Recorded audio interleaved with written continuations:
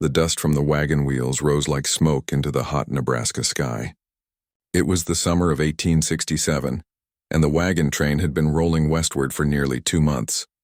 Inside one of the covered wagons, Elizabeth Mitchell wiped the sweat from her forehead and checked on the medical supplies one more time. Her father, Dr. Robert Mitchell, was riding up front, keeping an eye on the trail ahead. Elizabeth was 23 years old, and this journey west was supposed to be their fresh start.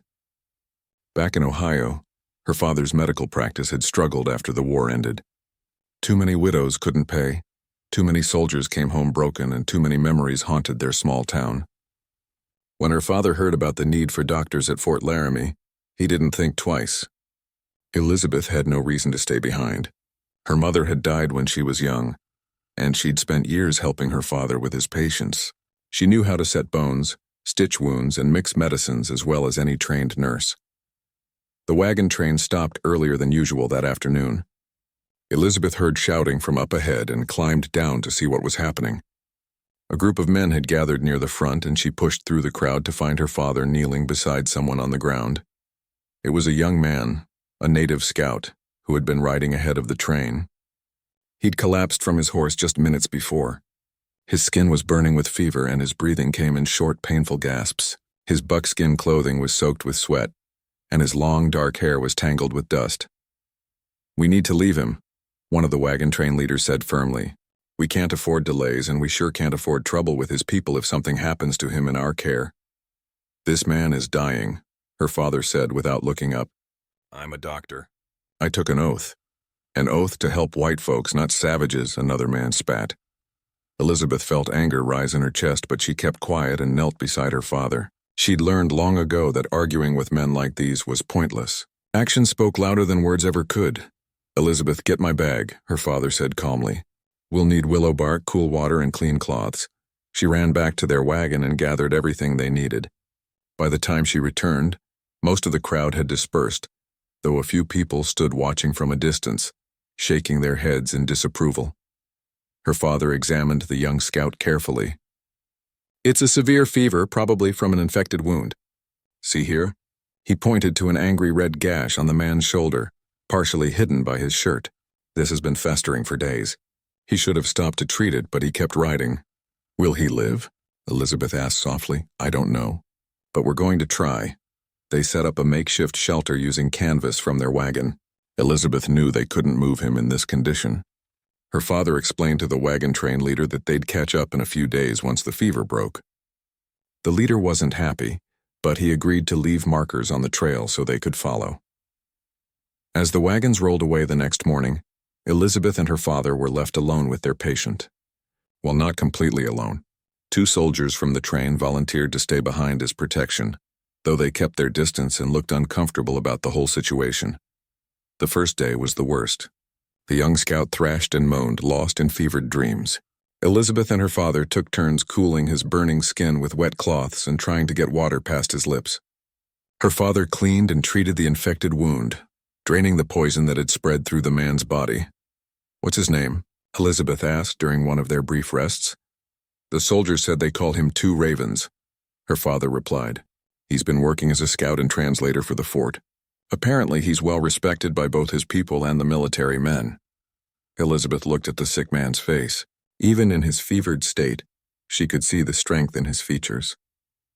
He looked young, probably close to her own age. His hands, though calloused and scarred, moved restlessly as if reaching for something in his dreams. That night, 2 Ravens began speaking in his native language. The words poured out of him in a rushing stream, urgent and desperate. Elizabeth sat beside him, wiping his forehead and wondering what he was saying.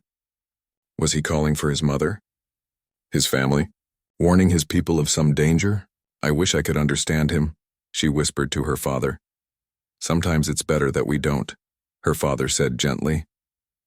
The things people say in fever dreams are often meant to stay private, but Elizabeth found herself drawn to the sound of his voice, even though she couldn't understand the words.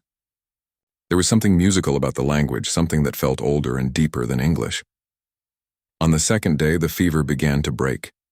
2 Ravens stopped thrashing and fell into a deeper, more natural sleep. Elizabeth felt a wave of relief wash over her. She hadn't realized how worried she'd been until that moment. Her father smiled wearily. "You did good work, daughter." "We both did." "Do you think he'll remember any of this?" she asked. "Probably not. Fever dreams have a way of disappearing like morning mist." But Elizabeth was wrong about that. On the third day, when Two Ravens finally opened his eyes fully, they focused on her face with startling clarity. He stared at her for a long moment, and she saw something in his expression that made her heart skip. Recognition, gratitude, and something else she couldn't quite name. He tried to speak, but his voice was too weak. Elizabeth quickly brought water to his lips, helping him drink slowly. Her father came over to check the wound, which was already looking much better. "You're going to be fine," her father told him, speaking slowly and clearly. "The infection is clearing up. You need rest and food now." Two Ravens nodded slightly, but his eyes never left Elizabeth's face. She felt her cheeks warm under his gaze and busied herself with arranging his blankets. Over the next 2 days, Two Ravens grew stronger. He didn't speak much, but he watched everything they did with intelligent, observant eyes. Elizabeth brought him broth and bread, helped him sit up when he was strong enough, and changed the bandages on his shoulder. Each time she came near, she felt that same strange awareness, as if the air between them carried some invisible current. On the 5th day, Two Ravens was well enough to stand. He walked slowly around their small camp, testing his strength. The soldiers who'd stayed behind seemed relieved that they could finally move on and catch up with the wagon train. That evening, as they prepared to leave at dawn, Two Ravens approached Elizabeth while she was packing supplies.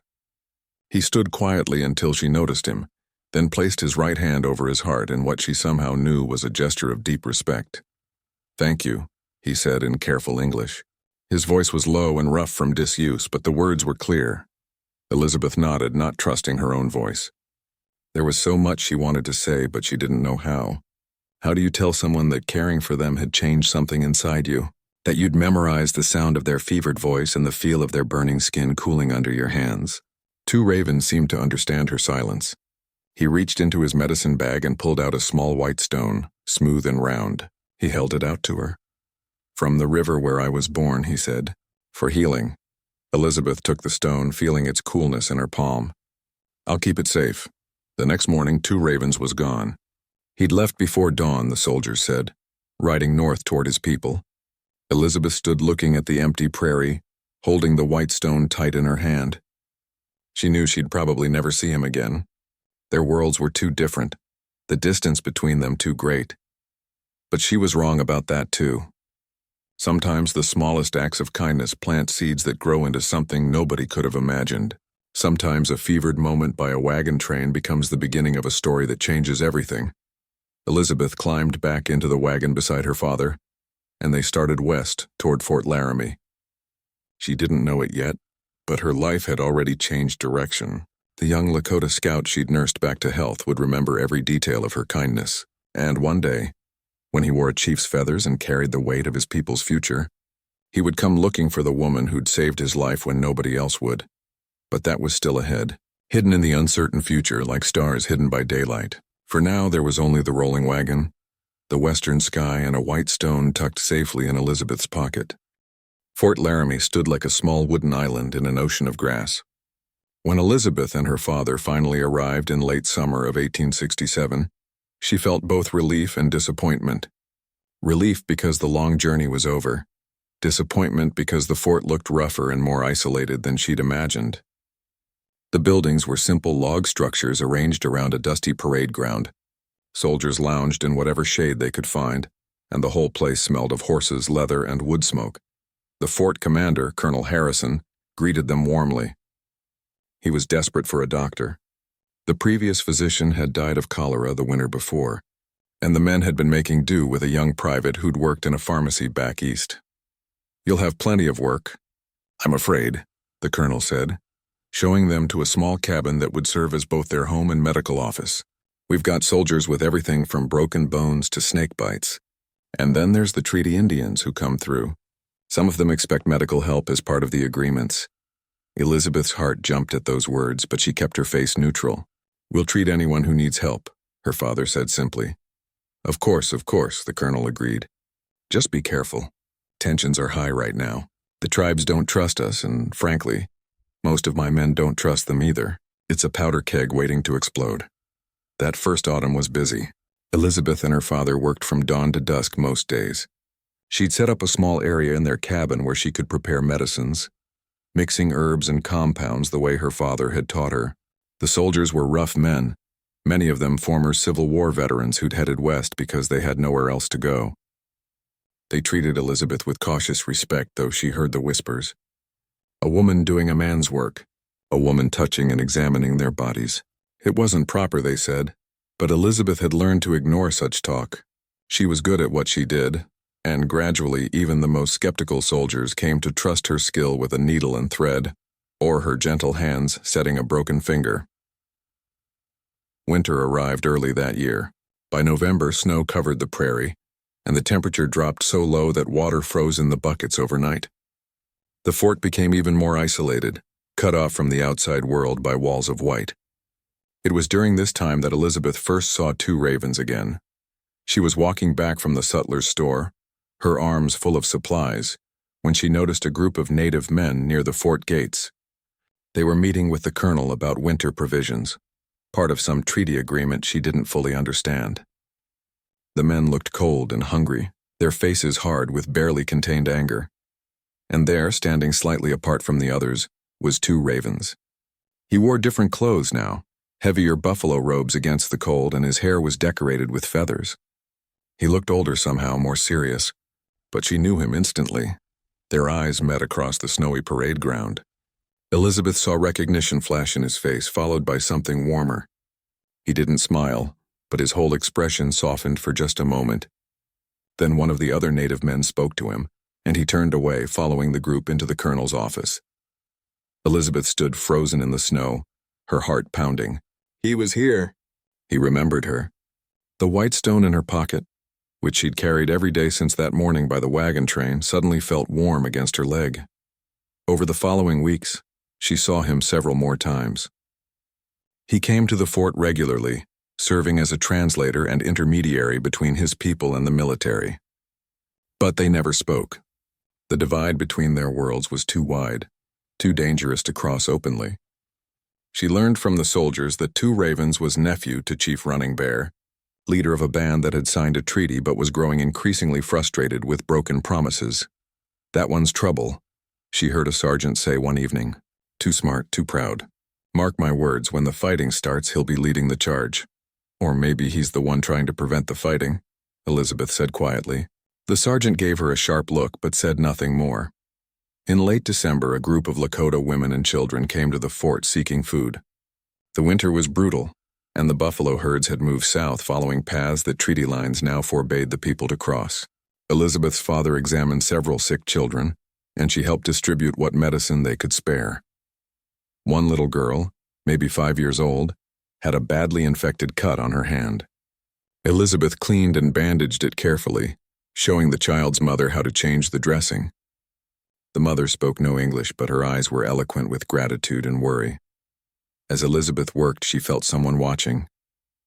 She looked up to find Two Ravens standing at the edge of the room. He must have come with the group as their translator. Their eyes met again, and this time she saw something new in his face.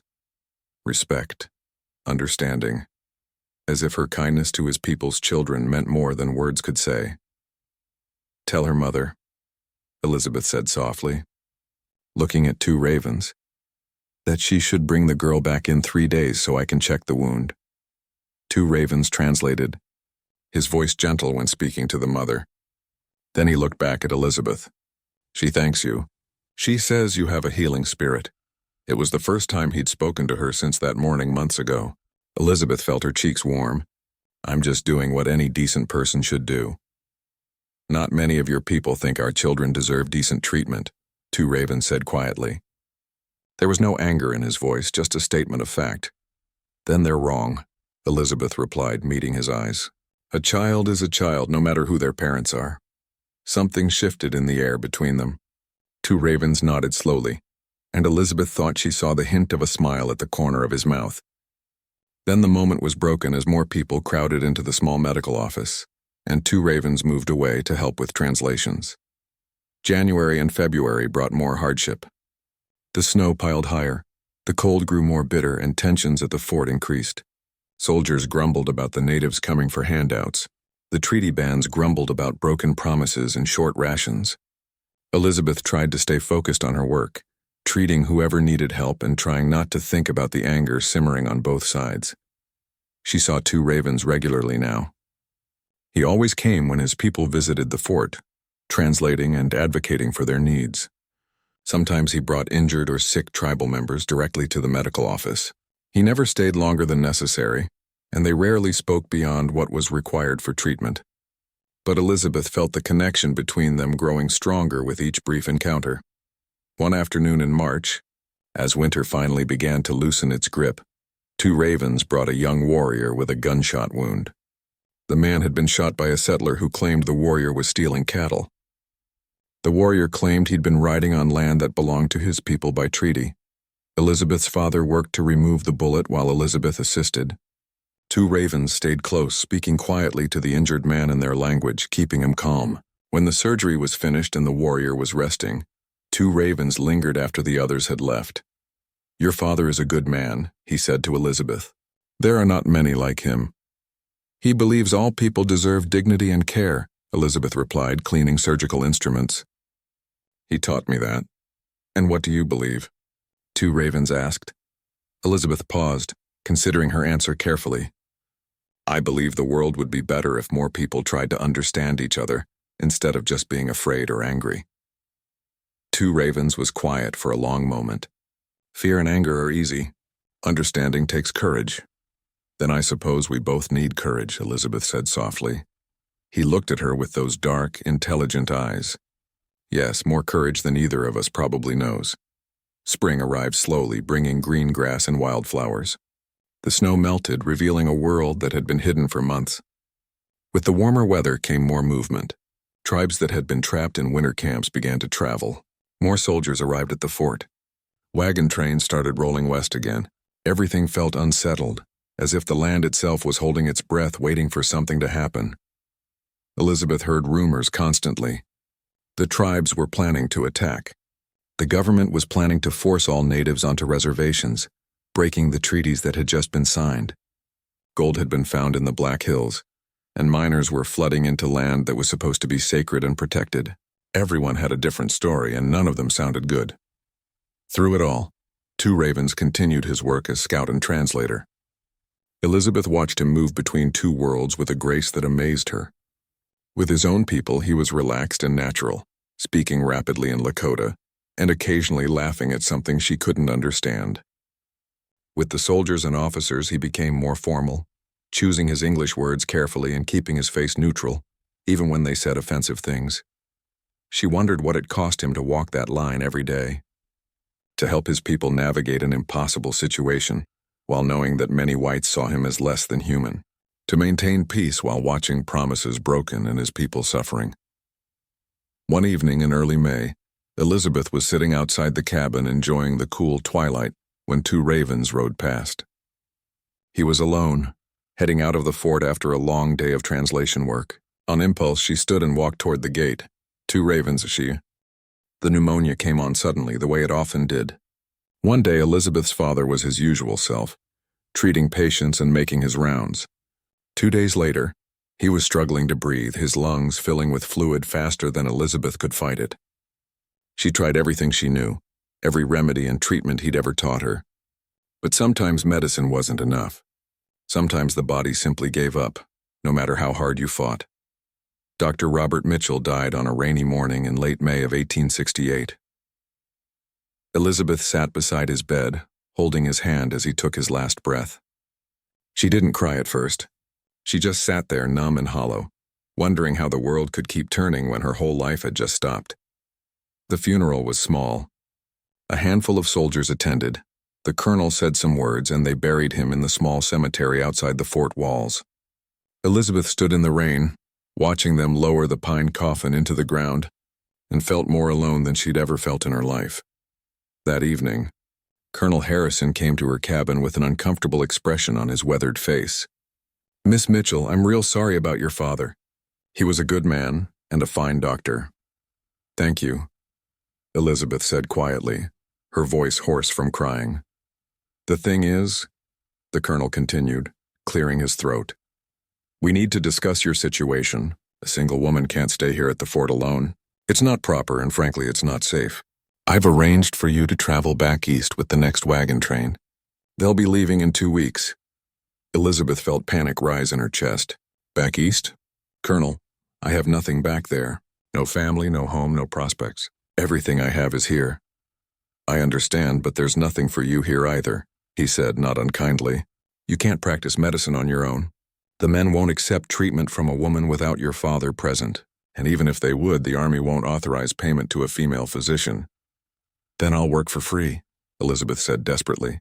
I'll take in laundry or cook or anything else. Please, just let me stay. The colonel shook his head. I'm sorry, Miss Mitchell.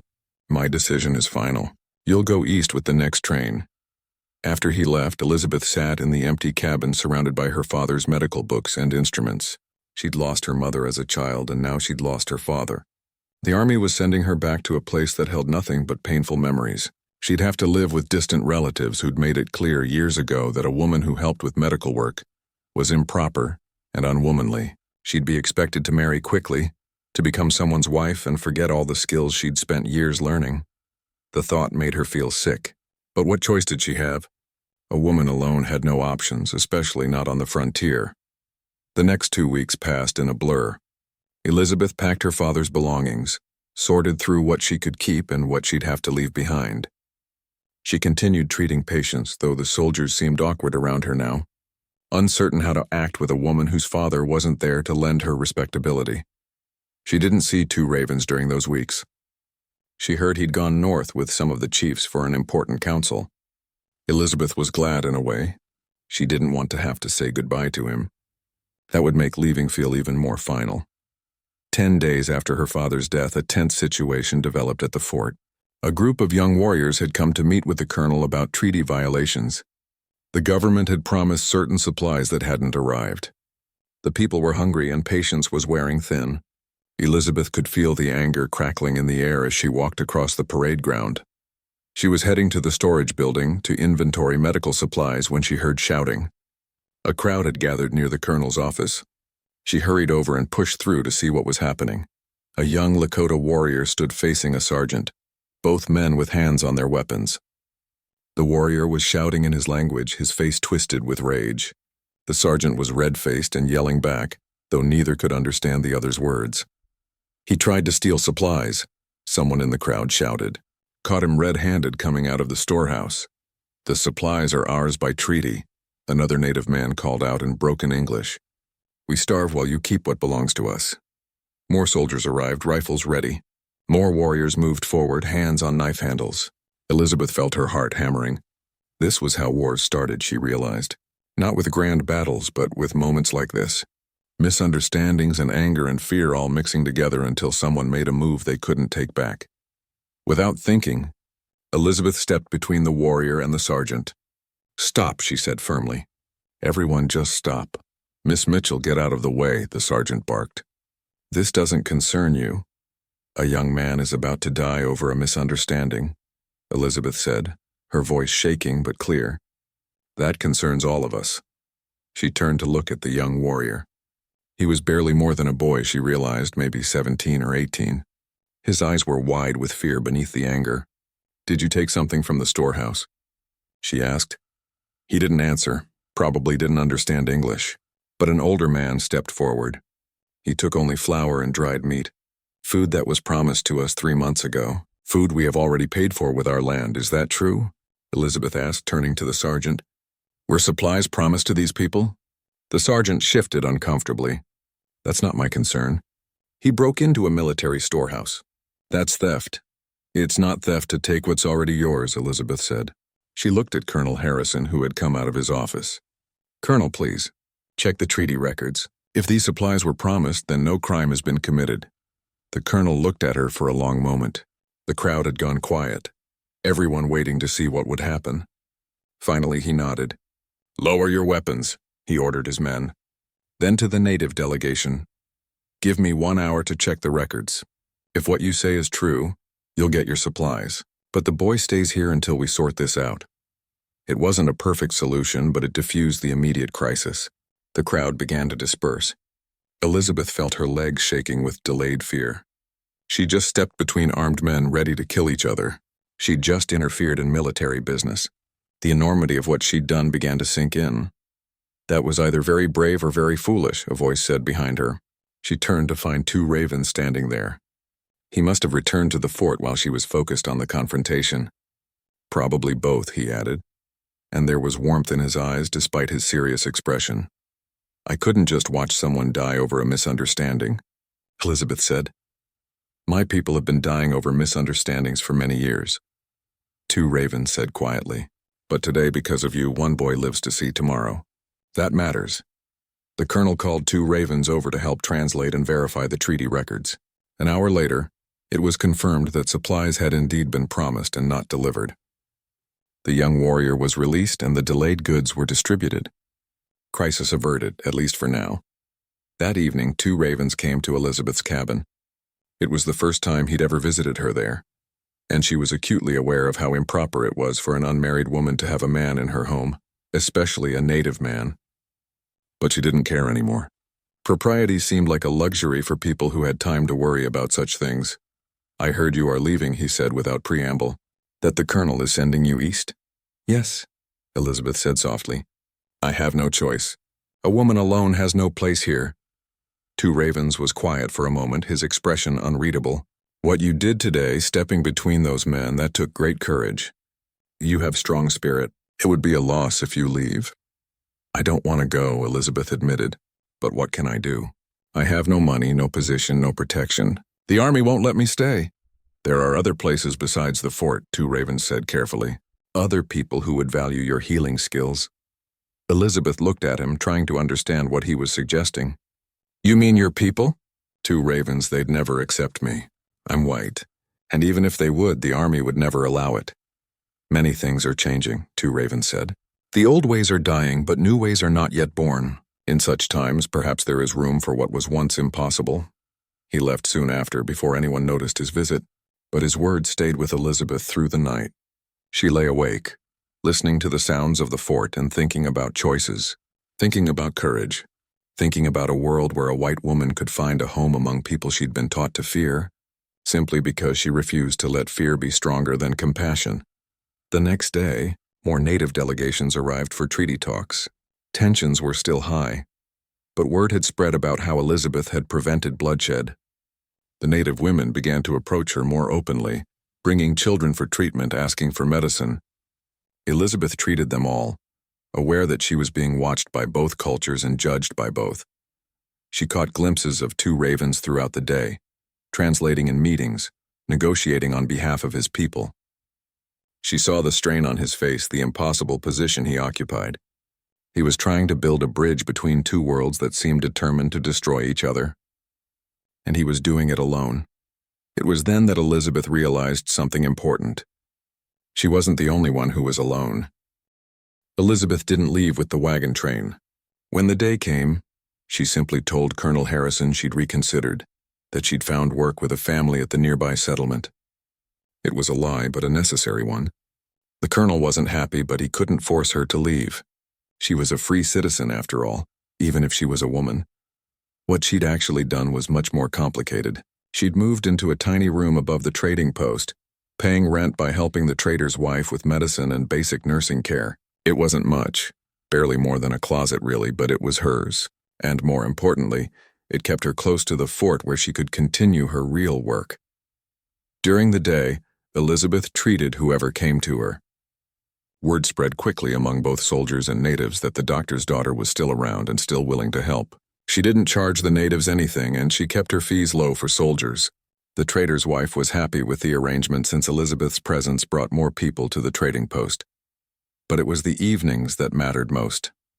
That was when Two Ravens began to come to her. The first time was 3 days after she'd refused to leave.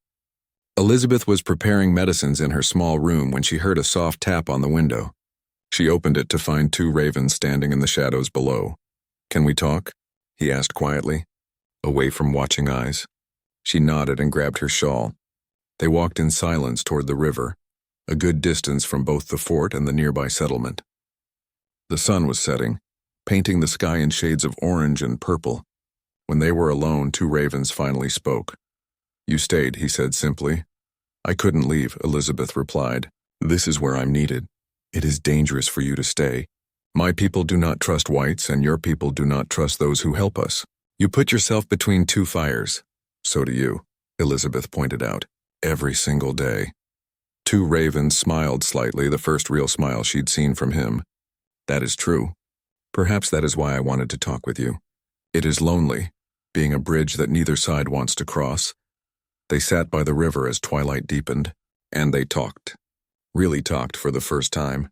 Two ravens told her about his childhood, learning to hunt and track, listening to the elders tell stories about when the buffalo covered the plains like a moving brown ocean.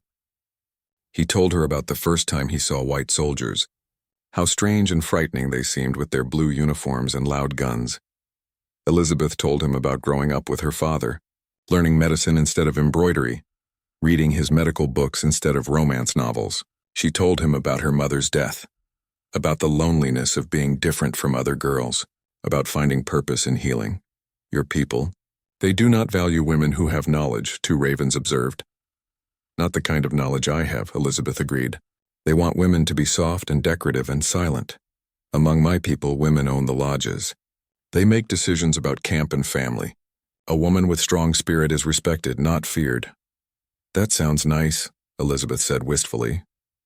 Two ravens looked at her seriously, but even among my people, a white woman would face suspicion. Many have lost family to soldiers, to settlers. The anger runs deep. "I know," Elizabeth said. "I'm not naive about that. But anger can't be the only thing that guides us. There has to be room for something else." "Like what?" "Like understanding. Like seeing people as individuals instead of just their tribe or color. Like choosing to build bridges instead of burning them." "You sound like an elder," two ravens said, but there was warmth in his voice. "I sound like my father," Elizabeth corrected. He believed people were more alike than different. He believed in treating the person in front of him, not the idea of who they were supposed to be. He was a wise man, and he raised a wise daughter. Their meetings became regular after that, 2 or 3 times a week as summer deepened. They would meet by the river at twilight, always careful, always watching for anyone who might see them and report back. It was dangerous for both of them. If the soldiers knew, they'd call Elizabeth a traitor, an Indian sympathizer, or worse. If two ravens people knew, they might see it as betrayal, as getting too close to the enemy. But despite the danger, or maybe because of it, those stolen hours became the most important part of Elizabeth's week. Two ravens began teaching her words in Lakota. Simple ones at first. Mai for water, Mpetu for day, Wichangpi for star. She taught him English words in return, helping him with pronunciation and grammar. "Why do you want to learn our language?" he asked one evening as they sat watching the stars appear. "Because language shapes how we think," Elizabeth said. "If I can learn to speak like your people, maybe I can begin to think like them. To understand how you see the world. And why does that matter to you?" Elizabeth was quiet for a moment, trying to put her feelings into words. "Because I think your world is ending, and mine is replacing it, and that feels wrong to me. Like something precious is being lost. Maybe if enough people understood what was being lost, they'd try harder to preserve it." Two ravens looked at her with an expression she couldn't quite read. "You are unlike any white person I have met. Most do not care what is lost. They only care what is gained." "I care," Elizabeth said simply. "And I'm not the only one. There are others who see the injustice, who want something better. We're just not loud enough yet." As the weeks passed, they talked about everything. Two ravens told her about Lakota beliefs, about the sacred Black Hills, about ceremonies and traditions that went back generations.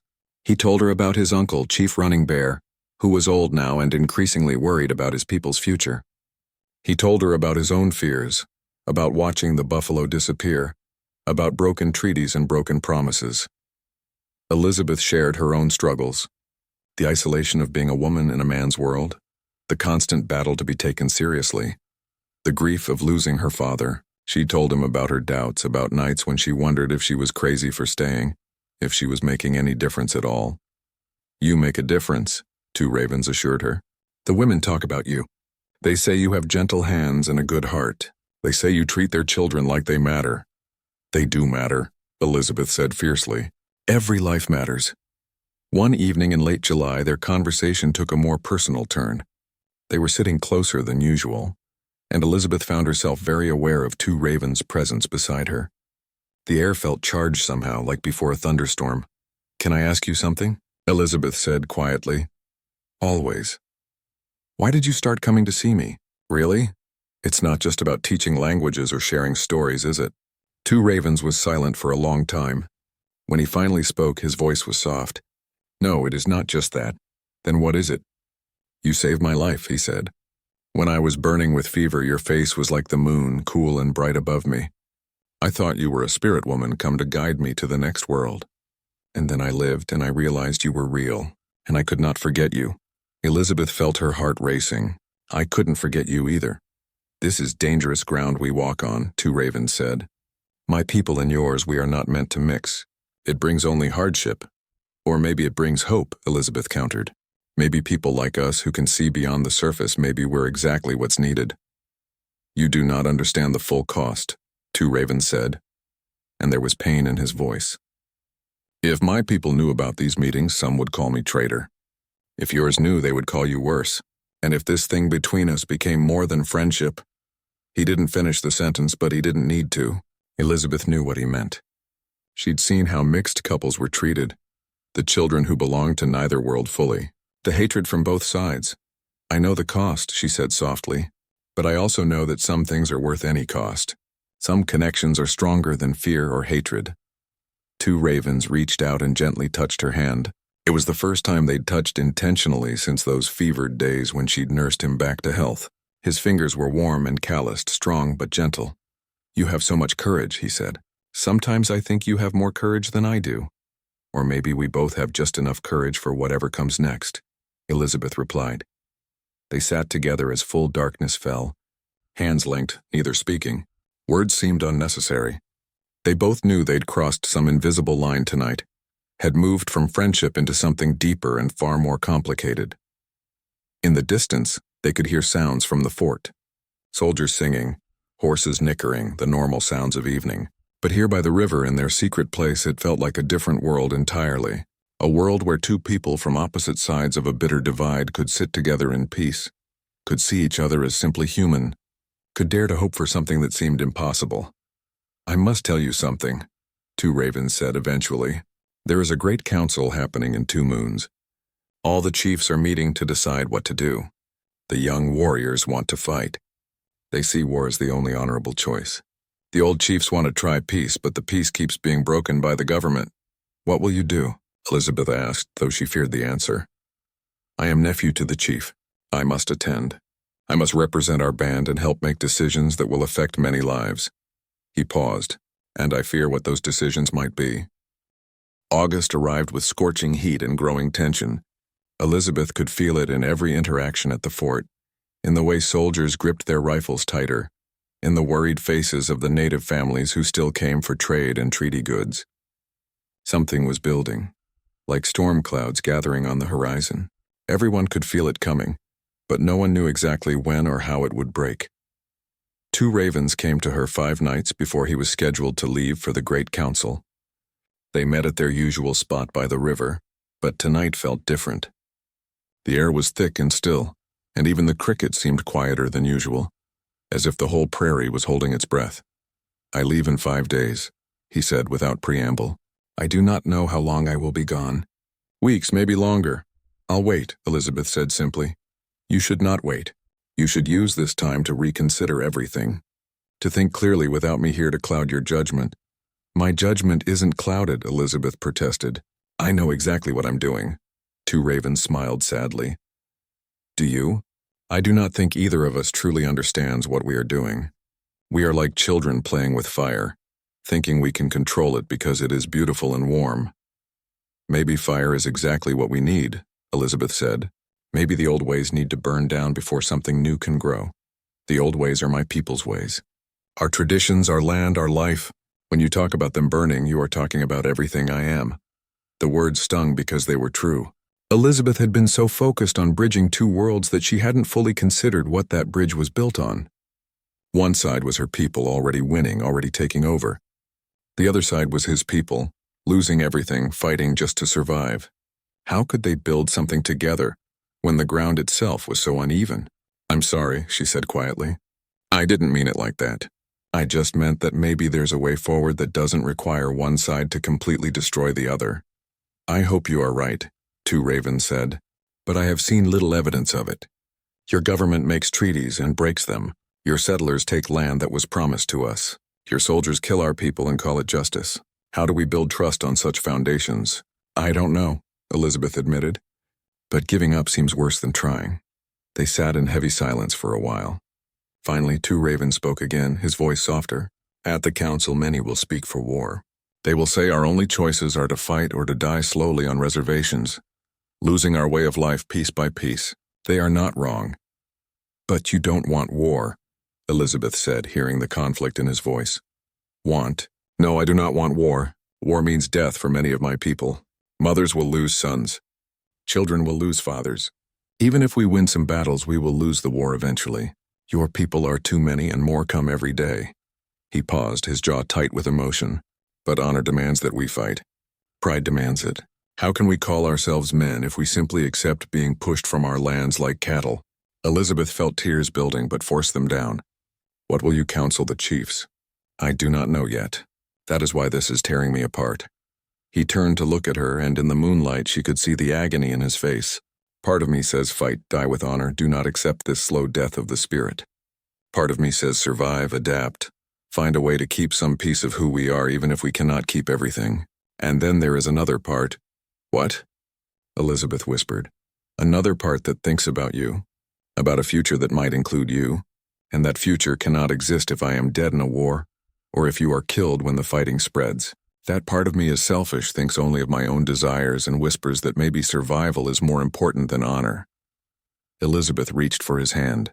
"It's not selfish to want to live, to want a future. That's human. But I'm not just a man. I am nephew to a chief. I have responsibilities to my people that go beyond my personal wants." "I know," Elizabeth said, and she did. She'd known from the beginning that loving him meant sharing him with his obligations, his people, his destiny. "I'm not asking you to choose me over them. I would never ask that. But the choice exists whether we speak of it or not," Two Ravens said.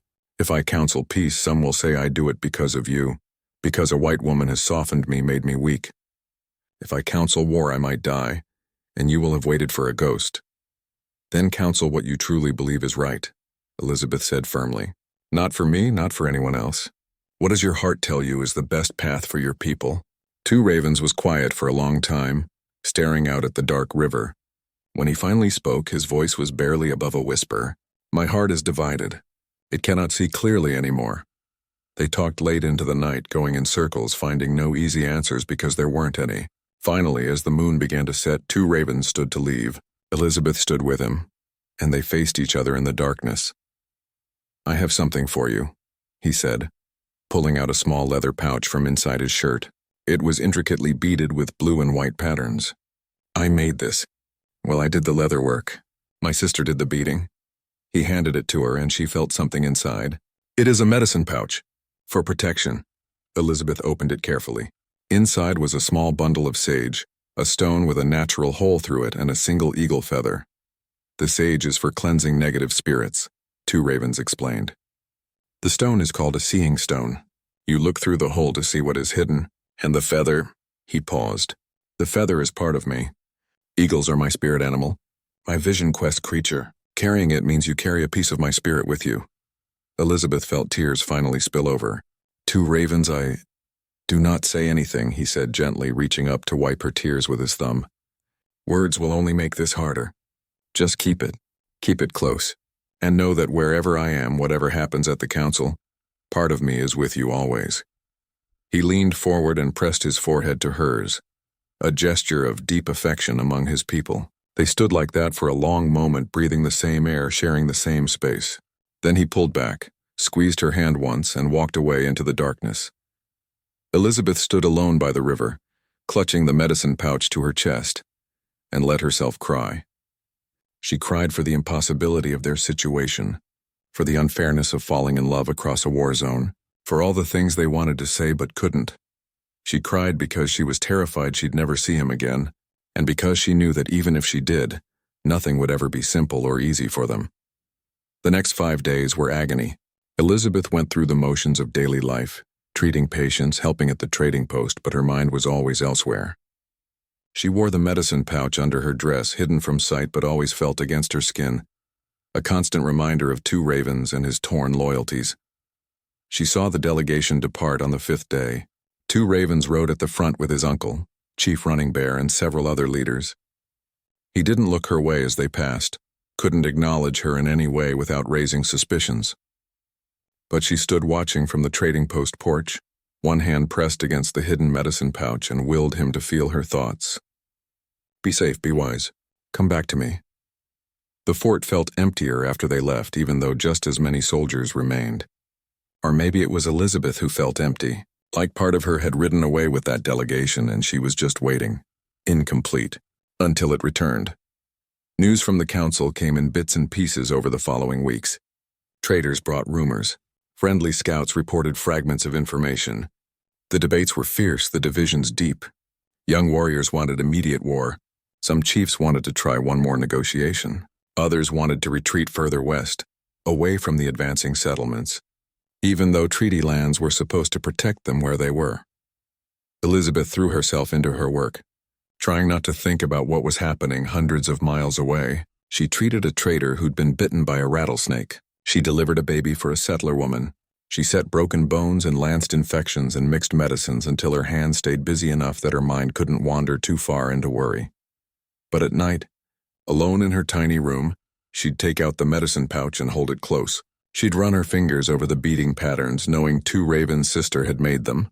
She'd smell the sage and touch the eagle feather and look through the hole in the seeing stone, wondering what she was supposed to see. Mostly what she saw was an uncertain future. A path that had no clear direction, that could end in happiness or heartbreak or something in between. But she also saw something else. She saw that whatever happened, she'd been changed by knowing Two Ravens. She'd been expanded, had learned to see the world through different eyes, had discovered that love didn't respect boundaries or borders or the arbitrary lines people drew between us and them. One night, about 3 weeks after the delegation had left, Elizabeth dreamed of eagles. She was standing on a high cliff and eagles circled overhead, calling to each other in voices that almost sounded like words. One eagle landed near her, and when she looked into its eyes, she saw Two Ravens looking back. The eagle opened its beak as if to speak, and she leaned forward to hear. But the sound of thunder woke her. The winter camp was smaller than Elizabeth had expected, just a handful of lodges huddled together in a protected valley. But the sickness inside was serious. Nearly a dozen children burned with fever, their small bodies racked with coughing that sounded like tearing cloth. Elizabeth recognized the symptoms immediately. Pneumonia, spreading fast through the cramped winter quarters where families crowded together for warmth. She worked through the night and into the next day, going from lodge to lodge. She taught the mothers how to create steam tents using heated rocks and water, how to position the children to help them breathe, how to make tea from herbs that would calm the coughing and reduce the fever. She stayed for 3 days, sleeping little, eating whatever was offered until the crisis passed and the children began to recover. On the 3rd evening, as Elizabeth was preparing to return to the fort, an elder woman approached her. Through the young woman who'd brought her here, the elder spoke. "You have saved our children. We will not forget this. You are welcome in our lodges always." Elizabeth felt tears prick her eyes. "I only did what anyone should do." "But not everyone would do it," the elder replied. "Especially not one of your people. You risk much to come here. We know this." When Elizabeth finally rode back to the fort in the gray dawn light, she felt changed. She'd crossed a line, had committed herself fully to a path that would likely bring her nothing but trouble. Colonel Harrison would be furious when he found out. The soldiers would call her a traitor. But for the first time in months, Elizabeth felt at peace with herself. The colonel was indeed furious. He called her into his office the moment she arrived back. "Do you have any idea how reckless that was?" he thundered. "Leaving the fort without permission, going to a native camp alone, risking yourself and potentially giving aid to hostiles." "They were children, Colonel," Elizabeth said calmly. "Sick children who needed medical care. They were Indian children," he snapped. "And for all you know, their fathers and brothers were among the warriors raiding our supply lines. Should children die for their fathers' choices?" Elizabeth asked quietly. The colonel stared at her, his face red with anger and something else. Frustration, maybe, or a kind of weary resignation. "Miss Mitchell, I've tried to be understanding. Your father was a good man and you've been useful here, but you're making this impossible. The men are already suspicious of you. This will only make it worse." "Then perhaps I should leave the fort entirely," Elizabeth said. The words came out before she'd fully thought them through, but once spoken, they felt right. "And go where?" the colonel demanded. "Wherever I'm needed.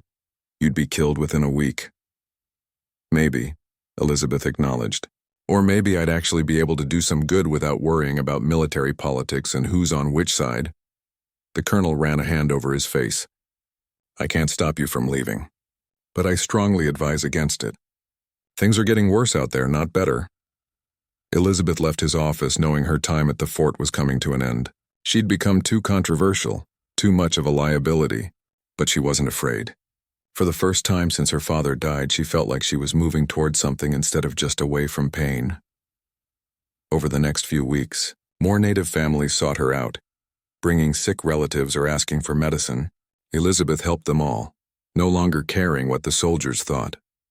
Word spread among the tribes that there was a white medicine woman who would help anyone, who asked for nothing in return except perhaps some food or a warm place to sleep. Then, in early April, everything changed again. News arrived that Chief Running Bear had died. It wasn't violent or dramatic, just the quiet ending of an old man who'd seen too much change and carried too much responsibility for too long. He'd simply gone to sleep one night and not woken up. Elizabeth's first thought was of 2 ravens. She knew what this meant for him. As the chief's nephew and closest male relative, leadership of the band would likely fall to him. At barely 30 years old, he'd be responsible for guiding his people through the most dangerous time in their history. The funeral was held according to traditional ways, and of course Elizabeth wasn't invited, but she heard about it from the native families who came to her for medicine. They spoke of how 2 ravens had stood strong during the ceremonies, how he'd accepted the burden of leadership with dignity, how the elders had placed the chief's headdress on his head and proclaimed him the new leader. A week after the funeral, a delegation arrived at Fort Laramie under a peace banner. Elizabeth was treating a soldier's infected hand when she heard the commotion outside. She finished the bandaging quickly and stepped out onto the trading post porch, her breath caught in her throat. 2 ravens rode at the front of the group, but he was transformed. He wore the full regalia of a chief, including the magnificent feathered headdress that his uncle had worn. His face was painted for formal negotiations, and he sat his horse with a bearing that spoke of authority and responsibility. He looked older, harder, as if the weight of leadership had aged him years in just a few days. Behind him rode a dozen warriors and several elders. This was clearly an important delegation, not just a routine visit. Elizabeth watched as they were escorted to the colonel's office, her heart pounding. 2 ravens didn't look her way, didn't acknowledge her presence at all. But then he couldn't, not in his position. A chief had to maintain certain protocols, certain distances. The meeting lasted for hours. Elizabeth tried to focus on her work, but her mind kept wandering to what was being discussed inside that office. Was 2 ravens negotiating for peace? For his people's survival? What impossible choices was he being forced to make? As sunset approached, the delegation finally emerged.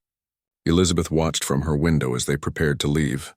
The negotiations must not have gone well, because the faces of both the military officers and the tribal members looked grim.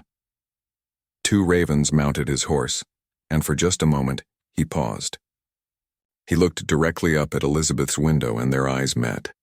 Even at that distance, even with the paint on his face and the headdress obscuring part of his features, she felt the connection. It was like lightning, instant and electric. In that one look, she saw everything. The pain of the months apart, the impossible weight he now carried, the fact that he hadn't forgotten, hadn't stopped caring, despite everything. Then he turned his horse and rode away, and Elizabeth was left trembling, her hand pressed against the cold window pane. That night, she couldn't sleep. She kept seeing 2 ravens' face, kept thinking about how much responsibility now rested on his shoulders. He wasn't just a scout or a warrior anymore. He was a chief, responsible for hundreds of lives, for making decisions that would affect his people's future for generations. Around midnight, there was a soft knock on her door. Elizabeth's heart leapt. She threw a shawl over her nightdress and opened the door carefully. It was the young woman who'd brought her to the winter camp weeks before. She looked nervous, glancing around to make sure no one was watching.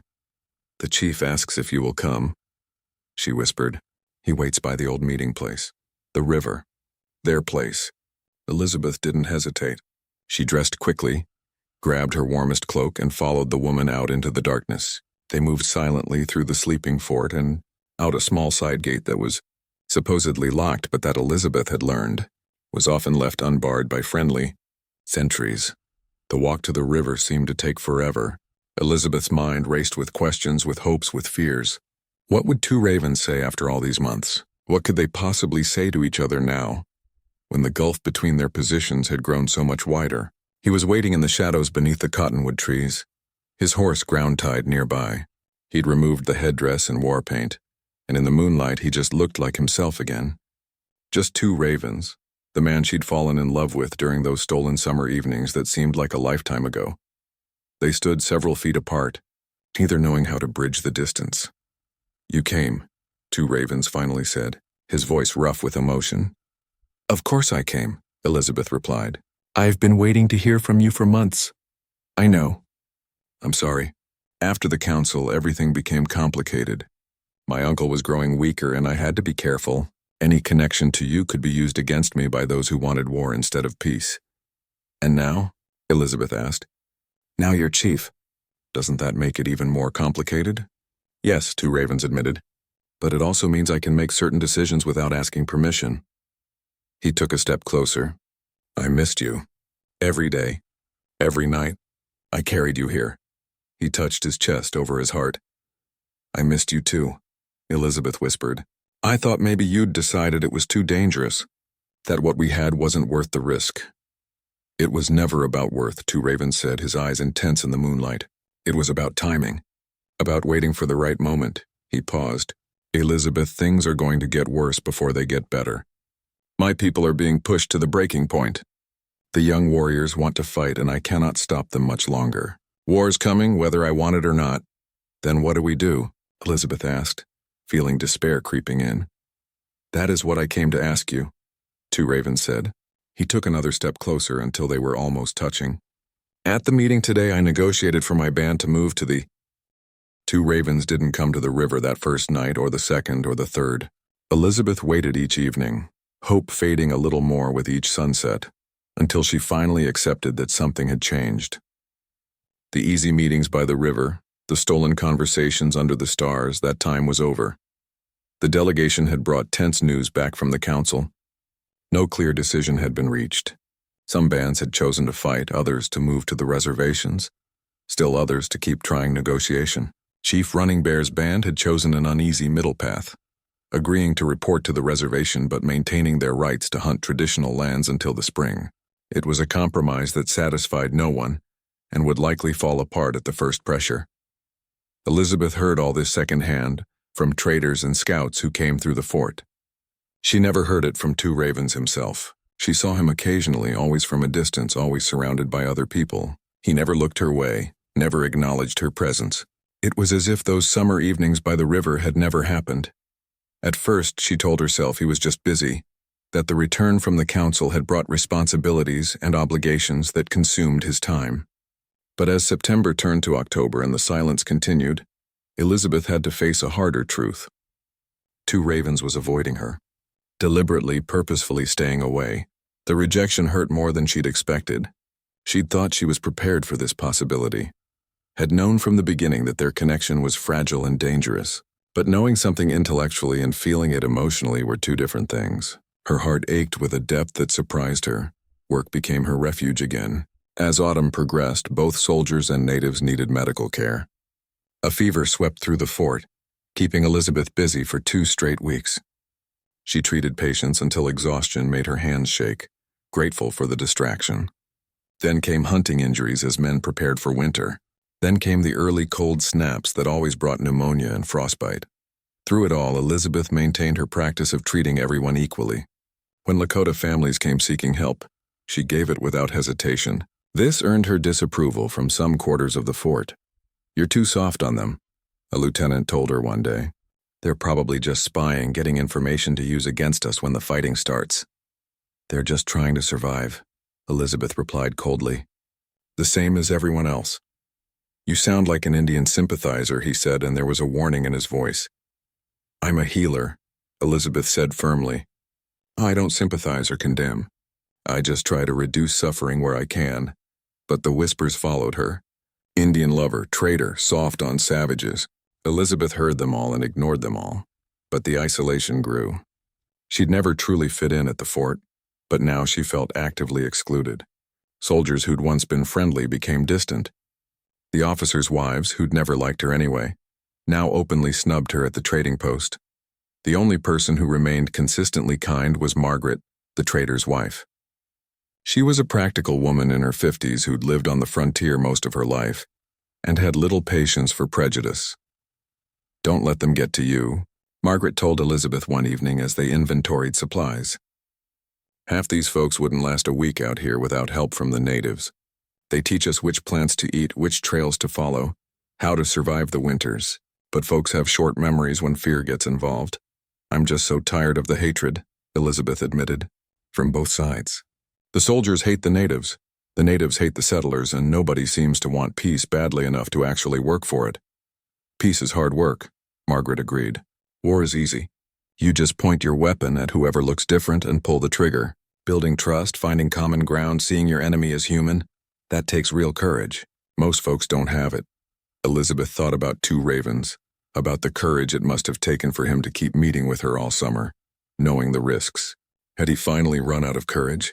Or had the council opened his eyes to realities she couldn't see from her position? Maybe he'd realized their connection was nothing but a fantasy, doomed from the start. Maybe he'd decided his loyalty had to lie entirely with his people, and she was a complication he couldn't afford. She wished she could ask him. Wished they could have one more conversation, even if it was just to say goodbye properly. But Two Ravens had vanished as thoroughly as if he'd ridden off the edge of the world, and Elizabeth was left holding the medicine pouch he'd given her, wondering if it had been a promise or just a memento of something that was never meant to last. November brought the first serious snow. The fort hunkered down for winter and travel became difficult. Fewer natives came to the fort, staying in their winter camps. Elizabeth's patient load decreased, leaving her with too much time to think. She started writing in a journal, something she'd never done before. She wrote about her father, about the grief that still caught her by surprise sometimes. She wrote about the patients she'd treated and the strange, hard beauty of the frontier. She wrote about loneliness and belonging and the ways love could uplift and destroy in equal measure. She didn't write Two Ravens' name, but he was present in every entry, a ghost haunting her pages. December was brutally cold. Elizabeth treated frostbite almost daily. She taught Margaret how to recognize the early signs and treat them before permanent damage occurred. She made gallons of willow bark tea for fevers and pine needle tea for scurvy. She kept busy, kept useful, and tried not to count the weeks since she'd last spoken to Two Ravens. Then, just before Christmas, riders came to the fort with horrible news. There'd been an attack on a settler family about 50 miles south. The entire family had been killed, their cabin burned. The story sent shockwaves through the fort and the surrounding settlements. Soldiers demanded retaliation. Settlers demanded protection. Everyone blamed the Lakota, though there was no evidence about who'd actually carried out the attack. Colonel Harrison called for a meeting with the tribal leaders. He wanted assurances that the reservation bands hadn't been involved, and promises that they'd help catch whoever was responsible. Chief Running Bear came to the fort with his advisors, including Two Ravens. Elizabeth saw them arrive from her window above the trading post. She watched Two Ravens dismount, his movements stiff with cold or tension or both. He looked thinner than he had in the fall, and there were new lines around his eyes. Winter was hard on everyone, but especially on people being squeezed onto reservations where promised supplies rarely arrived in full. The meeting lasted for hours. Elizabeth could hear raised voices from the colonel's office. When the tribal delegation finally emerged, their faces were hard as stone. Whatever had been discussed, it clearly hadn't gone well. Two Ravens walked past the trading post, and for just a moment, his eyes flickered up to Elizabeth's window. Their gazes met, and in that brief instant she saw everything she needed to know. He hadn't forgotten. He hadn't stopped caring. But something was keeping him away. some obligation or danger or decision that made contact impossible. Then he looked away and kept walking. And Elizabeth was left with that one glimpse to sustain her through the long, dark winter months ahead. More bad news came in January. A war party had attacked a military supply wagon. 3 soldiers were dead and the supplies were gone. Then a group of young warriors raided a ranch taking horses and cattle. The pressure on Chief Running Bear's band increased. The military wanted them to prove their loyalty by helping hunt down the raiders. The band members were caught in an impossible position, damned if they cooperated and damned if they didn't. Elizabeth continued treating anyone who came to her, but the divide was growing harder to bridge. Soldiers looked at her with suspicion when she treated Native patients. Native families seemed more guarded, less trusting, as if wondering whether she might share information with the military. The bridge she'd been trying to build was crumbling from both ends. One February morning, Elizabeth woke to find fresh snow had fallen overnight, covering everything in white silence. She went downstairs to find Margaret already at work, stoking the fire in the trading post's big stove. "Morning," Margaret said, then paused, studying Elizabeth's face. "You look like you didn't sleep much." "I didn't," Elizabeth admitted. "I keep thinking about all those people caught in the middle. The families who just want to feed their children and survive the winter. They don't care about politics or treaties or whose land this used to be. They just want to live." "That's most people in most wars," Margaret said gently. "The big decisions get made by chiefs and generals and politicians. But the suffering gets done by ordinary folks who never wanted to fight in the first place." A rider arrived at the fort mid-morning with more news. There'd been a major battle 3 days' ride north. The details were unclear, but it sounded like many had died on both sides. The fort went on high alert. Soldiers prepared weapons. Scouts were sent out to gather intelligence. Everyone waited nervously to see if the violence would spread south. That evening, after a long day of preparing medical supplies in case casualties arrived, Elizabeth went to the window and looked out at the frozen prairie. Somewhere out there, 2 Ravens was facing a reality she could barely imagine. The next 5 days passed in a blur of activity and emotion. Elizabeth moved through each task methodically, trying not to think too much about the enormity of what she was about to do. If she thought about it too much, the fear might overwhelm the courage, and she couldn't afford that now. First, she went to Margaret and told her everything. The older woman listened without interrupting, her weathered face unreadable. When Elizabeth finished, Margaret was quiet for a long moment. "You love him," Margaret finally said. It wasn't a question. "Yes," Elizabeth admitted, "more than I thought possible to love anyone. And you understand you'll be giving up everything? Your own people will disown you. You'll be living in poverty on a reservation. You'll face prejudice from both sides. Any children you have won't fully belong to either world." "I know all that," Elizabeth said quietly. "And I'm still going." Margaret studied her face, then nodded slowly. "Then I suppose you've made your choice. God help you, child. You're braver than I ever was." She pulled Elizabeth into a tight hug. Or crazier. Maybe both. Elizabeth spent the next days settling her affairs. She packed a single bag with her most essential medical supplies, some warm clothes, and her father's medical journal. Everything else she gave to Margaret, including most of her father's medical equipment. She kept only the instruments she could carry and the knowledge in her head. She wrote letters, one to distant cousins back east, explaining her decision in terms they'd never understand but that she felt obligated to provide. One to Colonel Harrison, formally resigning any claim to military protection or support. She knew the letters would arrive long after she was gone, but she wanted there to be a record, wanted people to know this was her choice, not a kidnapping or coercion. On the 3rd day, a soldier she'd once treated for a broken arm approached her quietly. "Miss Mitchell, I heard you're planning to leave with the Indians." Elizabeth's heart jumped. "Had word gotten out already? Where did you hear that?" "Just rumors," the soldier said.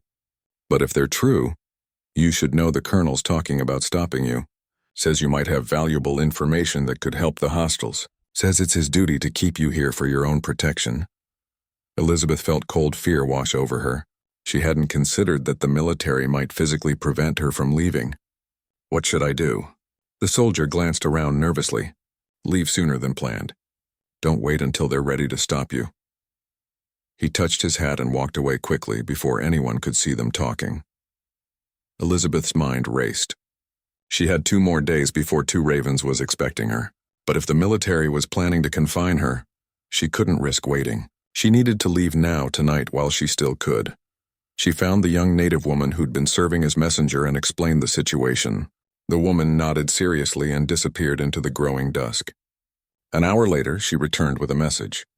Two Ravens would meet Elizabeth at midnight by the river. They'd have to leave immediately, traveling through the night to reach the band's camp before the military could pursue.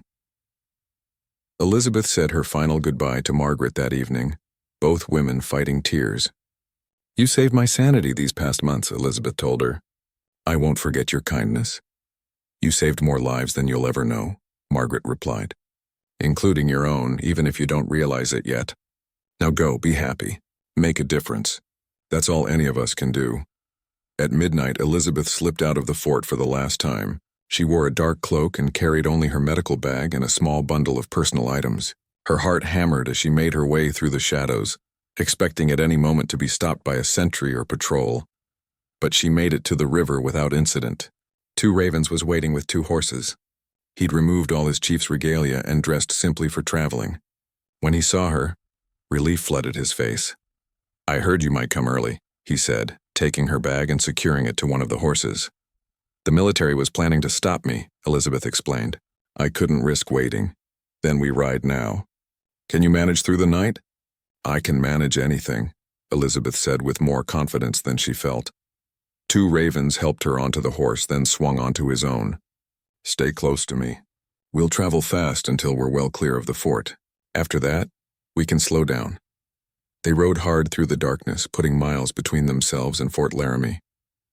Elizabeth focused on staying in the saddle, on following Two Ravens' lead, on not thinking about the fact that she'd just left behind everything familiar and was riding toward a completely unknown future.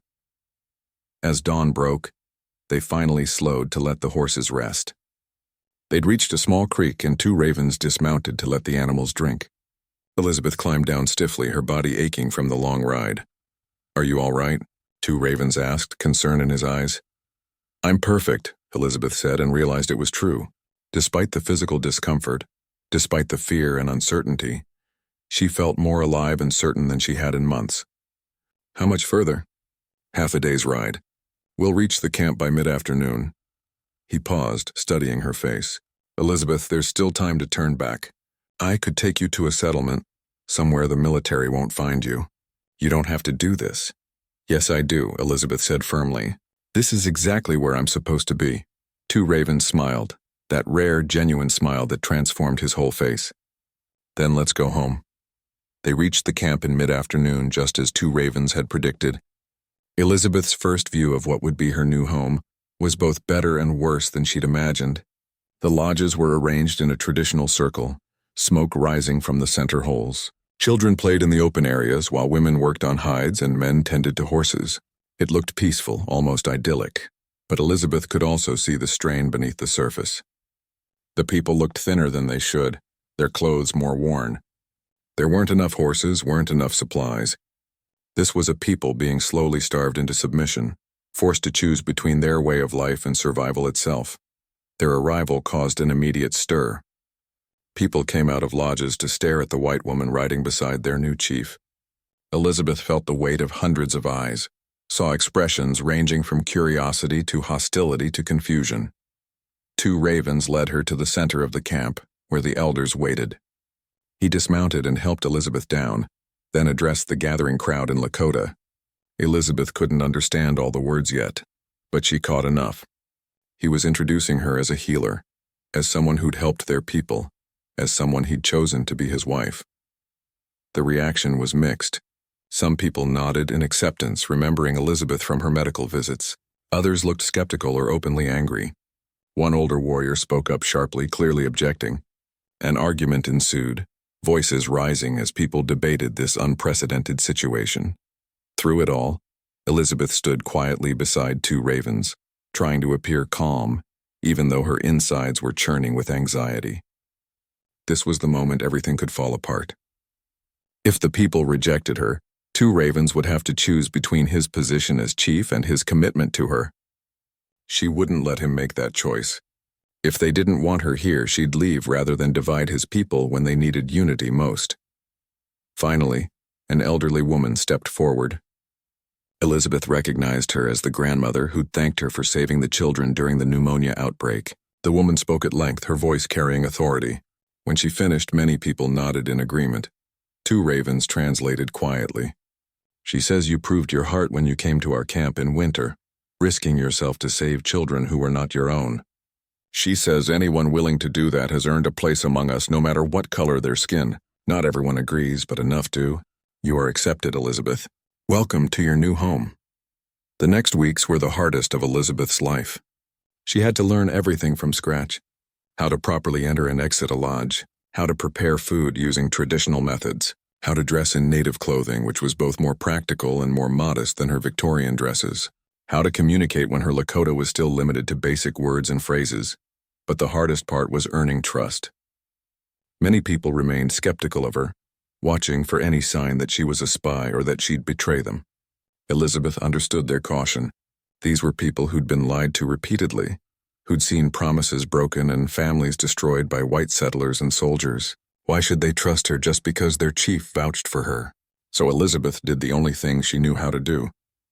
She worked. Every day, she offered her services as a healer. She treated injuries, delivered babies, made medicines from whatever plants were available.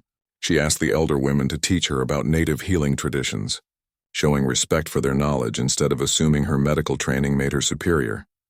Slowly, grudgingly, people began to accept her. The mothers whose children she'd treated came to trust her. The warriors whose wounds she tended started to nod greetings. The elders watched her work and began to share more of their traditional knowledge. 2 ravens was her constant support through this difficult transition. They were married in a traditional ceremony 1 month after her arrival. It was simple but profound, binding them together not just as individuals,